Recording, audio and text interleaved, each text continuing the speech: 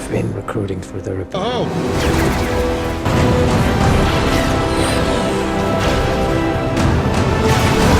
There is a 97.6%. Rogue One also stood apart in its exploration of what the rebellion really was beneath the surface. In the original trilogy, the rebellion is painted as a noble and just cause, the clear moral counter to the oppressive regime of the Empire. But, in Rogue One, the inner workings of the Rebel Alliance are far more complicated. It's revealed that not all factions within the Alliance agree on how to proceed, and some leaders are hesitant, fearful, or even willing to abandon the mission due to the risks involved. This internal conflict adds layers to the idea of rebellion.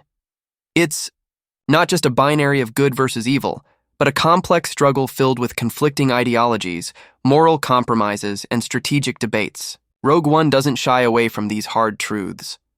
It presents the rebellion as a coalition of imperfect individuals trying to do the right thing, even if it means making difficult and sometimes questionable choices.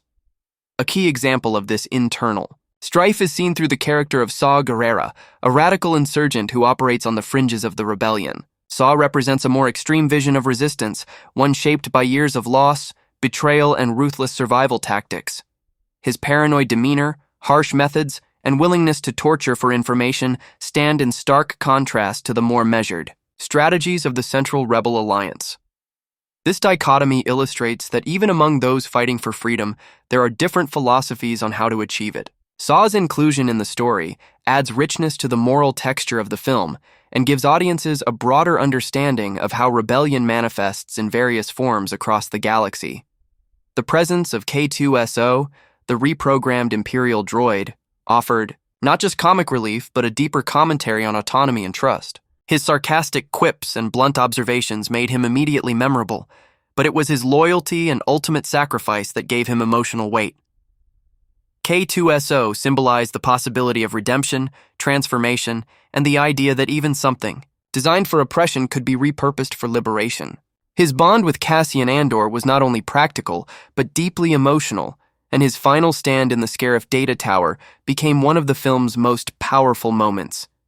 It was a reminder that heroism can come from the most unlikely sources, and that loyalty is sometimes forged in the harshest fires. The relationship between Jyn and her father, Galen Erso, provided the emotional core of the film. Galen's secret sabotage of the Death Star from within the Empire was a brilliant twist that recontextualized the original trilogy's narrative. The idea that a small vulnerability in the Death Star's design wasn't just a flaw, but a deliberate act of rebellion by a father desperate to make amends gave the events of A New Hope new meaning. It painted Galen not as a passive victim of the Empire's control, but as a quiet resistor who used his intellect and position to plant the seeds of the Empire's downfall. This emotional subplot added layers to Jyn's journey. Her desire to find and confront her father transformed into a mission to honor his sacrifice, which in turn galvanized the entire mission and inspired the team to push forward despite impossible odds. Another aspect of the film that resonated with audiences was its depiction of sacrifice and what it truly means to give everything for a cause. Every character in Rogue One is aware, consciously or subconsciously, that their mission might be their last. They are under no illusion of glory or celebration. They don't expect to be remembered. What motivates them is the hope that their actions will spark something greater than themselves. This is most poignantly expressed in Chirrut Imwe's final walk across the battlefield, his quiet mantra, "I am one with the Force, and the Force is with me," echoing as he steps forward, in the face of certain death. His belief in the Force, despite lacking the ability to wield it like a Jedi, reinforces one of the central messages of the film. Faith, conviction, and courage are not reserved for the powerful. They are choices made in the heart of the powerless. Chirrut's dynamic with Baze Malbus offered a touching portrayal of friendship forged in conflict. Their bond was one of mutual respect and contrasting beliefs, Chirrut's spiritualism versus Baze's cynicism. Yet, when Chirrut falls, it's Baze who finds strength in his friend's faith, rediscovering a sense of purpose. This quiet character arc provided emotional gravity amid the chaos and explosions of battle. Their partnership was understated, but powerful, and it gave audiences a deeper understanding of the spiritual dimensions of the Star Wars universe outside of traditional Jedi lore.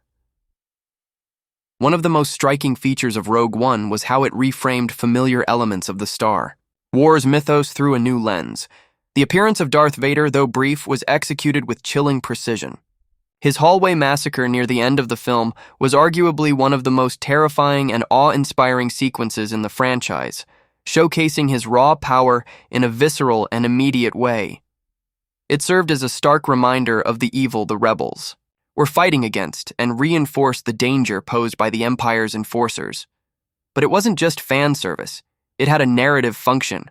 Vader's relentless pursuit of the stolen plans heightened the urgency and desperation of the film's climax, making the transfer of the data to Leia feel like a breathless handoff in a relay race for survival. The film's score, composed by Michael Giacchino, diverged from John Williams' traditional symphonic grandeur while still paying homage to the franchise's iconic musical themes. Giacchino's work added tension, sorrow, and momentum in all the right places, using new motifs to match the film's unique tone. The music complemented the story's mood perfectly, subdued in quiet moments, rousing in action, and heartbreaking in the film's closing sequences.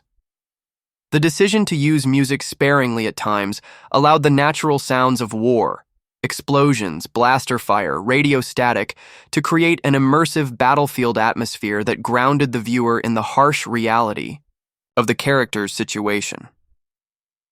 The film's pacing was deliberate, building tension steadily until the explosive finale on Scarif. That final battle was a masterclass in large-scale action filmmaking.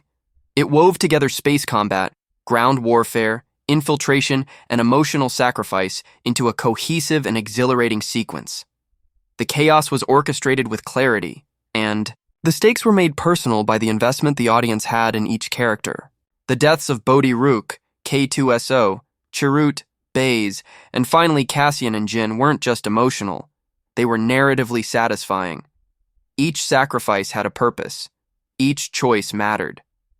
The final scene, with Jyn and Cassian holding each other, as the explosion consumes them, encapsulated the film's ultimate message: that even in death, there is power in resistance.